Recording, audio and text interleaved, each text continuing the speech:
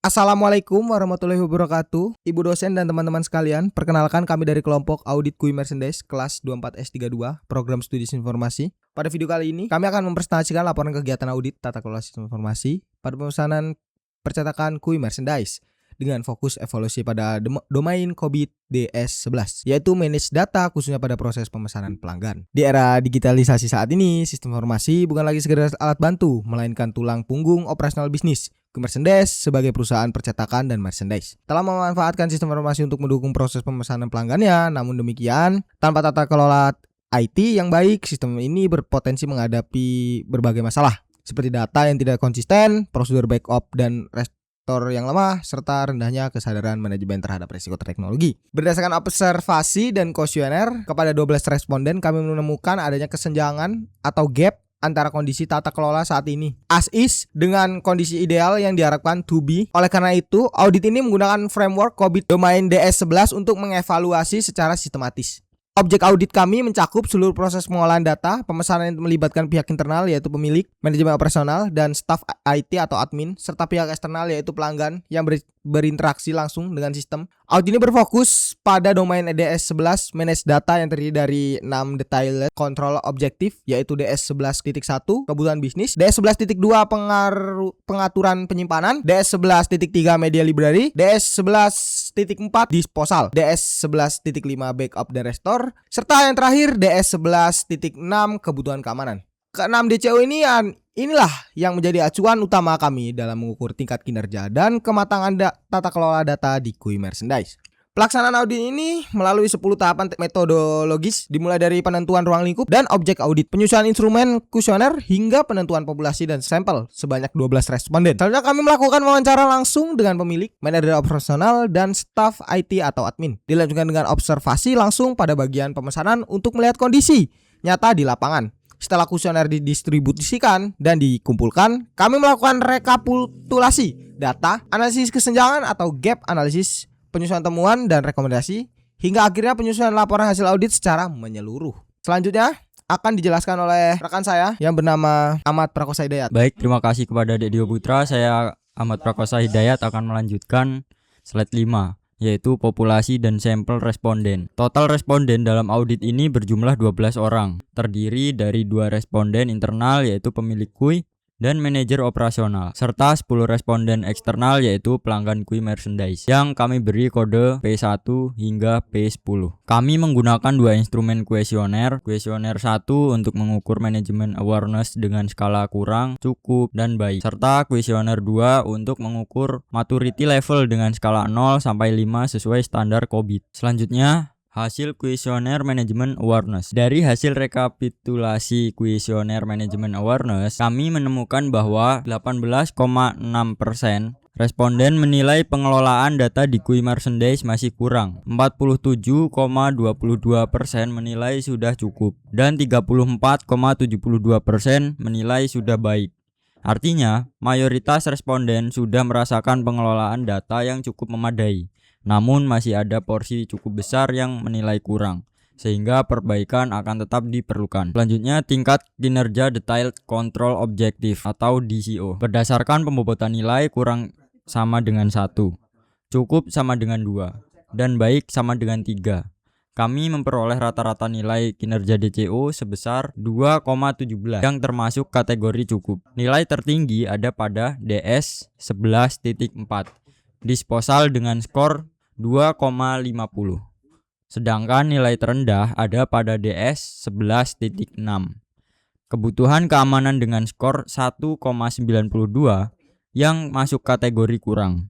Ini menunjukkan bahwa aspek keamanan data memerlukan perhatian dan perbaikan yang lebih serius. Lalu, identifikasi ancaman terhadap data. Kami juga mengidentifikasi 6 kategori ancaman yang berpotensi mengganggu keberadaan data di Kui Merchandise. Bencana alam, gangguan yang disengaja seperti pencurian atau perusakan perangkat, gangguan utilitas umum seperti listrik padam atau jaringan internet terganggu. Selain itu, ada risiko kerusakan peralatan dan sistem. gangguan keamanan TI seperti virus dan malware, serta gangguan lain berupa human error, misalnya kesalahan penghapusan file desain pelanggan. Selanjutnya akan dilanjutkan oleh rekan saya yaitu Setia Hendra Saputra. Dari hasil analisis, kami menemukan beberapa kelemahan kontrol pada tiap DCO, misalnya belum adanya SOP tertulis untuk pengelolaan data pesanan, penyimpanan file desain yang belum terstruktur, serta belum adanya katalog atau arsip digital terpusat untuk media library. Pada aspek disposal, belum ada prosedur keamanan saat penghapusan data pelanggan. Pada backup dan restore, jadwal backup belum konsisten dan belum memiliki media backup offsite. Sementara pada aspek keamanan, pengamanan data masih dilakukan secara informal tanpa kebijakan tertulis.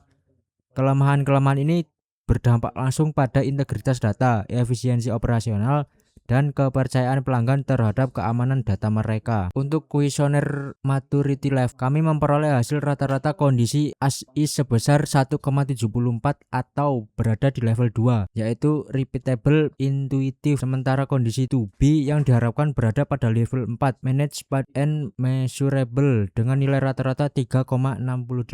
Atribut dengan nilai ASI terendah adalah GSM, Goal Setting and Measurement, sebesar 0,71, sedangkan yang tertinggi adalah RA, Responsibilities and Accountabilities, sebesar 2,68. Kesenjangan ini terlihat jelas pada grafik radar berikut. Garis biru menunjukkan kondisi ASIS yang masih berada di area dalam, sedangkan garis kuning menunjukkan kondisi 2B yang diharapkan berada jauh lebih luar pada hampir semua atribut, terutama pada GSM dan PSP. Berdasarkan kesenjangan tersebut, kami menyusun strategi pencapaian secara bertahap dan berprioritas. Atribut dengan level 1 yaitu GSM dan TA mendapat prioritas utama untuk diperbaiki lebih dulu menuju level 2, lalu bertahap ke level 3 dan 4. Atribut level 2 yaitu PSP, SI, dan ASI menjadi prioritas berikutnya menuju level 3 lalu level 4, sedangkan atribut level 3 yaitu RA difokuskan langsung pada perbaikan menuju level 4. Terima kasih. Berikutnya akan dilanjutkan pada rekan saya yaitu Agil Desta Aditya. Rekomendasi solusi. Sebagai tindak lanjut, kami menyusun rekomendasi solusi untuk setiap atribut. Untuk awareness and communication, kami merekomendasikan sosialisasi rutin dan surat edaran tertulis dari pemilik mengenai pentingnya pengelolaan data. Untuk policies, standards, and procedure, kami merekomendasikan penyusunan SOP tertulis untuk proses backup, restore, dan disposal data. Untuk tools and automation, kami merekomendasikan pengadaan tools backup offsite serta tools disposal data yang aman. Sementara untuk responsibilitas and accountability serta goal setting and measurement, kami merekomendasikan penetapan penanggung jawab tertulis dan indikator pengukuran yang jelas dengan evaluasi yang dilakukan secara berkala. Indikator dan target tingkat kinerja. Untuk mengukur keberhasilan perbaikan, kami menetapkan sejumlah indikator. Key Performance Indicator atau KPI meliputi frekuensi pengujian backup media ditargetkan 2 kali per bulan. Dan waktu rata-rata restorasi data ditargetkan maksimal 2 jam.